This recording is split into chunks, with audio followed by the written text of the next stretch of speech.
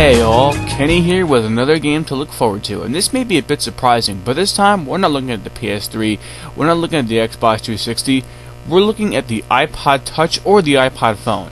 The app is Treyarch's Call of Duty World at War Nazi Zombies. Now any fan or subscriber of mine can tell you that I'm a big fan of the Nazi Zombies mode in Call of Duty World at War, and when I heard about the app I immediately was interested.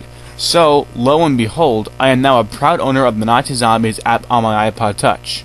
Firstly, let me address probably the most important aspect about this game when it comes to the iPod Touch or the iPhone, the controls.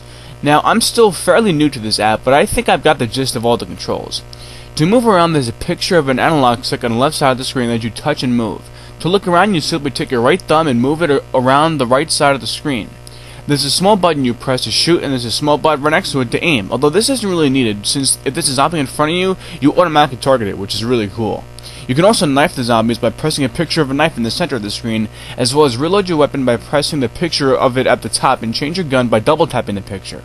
To the best of my knowledge, you can't run or crouch, which I'm a bit disappointed with, especially the inability to crouch. I mean, most of the time when I'm playing World at War, or any Call of Duty game for that matter, I crouch, but it's no biggie. There's also a small picture of a grenade you can press to toss, you guessed it, a grenade. I'm still getting used to the controls, but they're surprisingly not as bad as I thought they would be. I predict I'll get used to them soon. There are two main problems I have with the controls though. Number one, moving.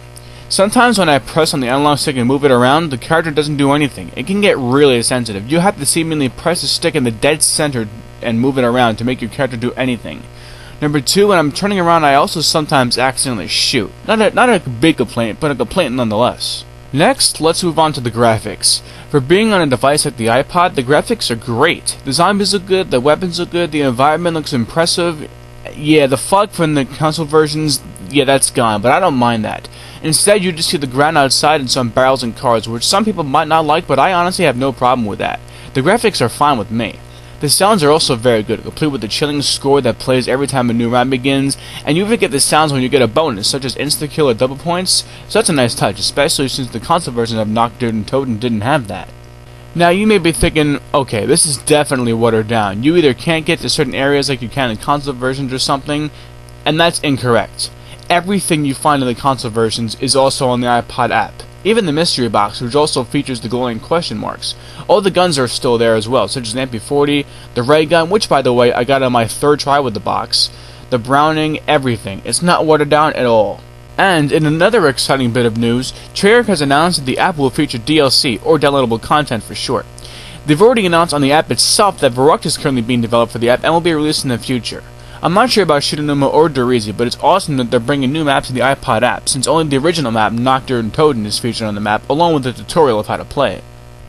All in all, I have to say this app is exactly like the console versions. The controls are good enough, and I'm sure I'll get used to them at some point. And for $10, it's definitely worth it. There's even online. Yeah, you heard me correctly. You can go online in this app. I've played in the game already online. There's also achievements similar to the Xbox achievements and the PS3's trophies. That's freaking nifty. Overall, Call of Duty World at War Nazi Zombies is definitely an app you should consider getting. If you have any questions about the app, please leave a comment down below and I'll try to answer it. This is definitely a game to look forward to.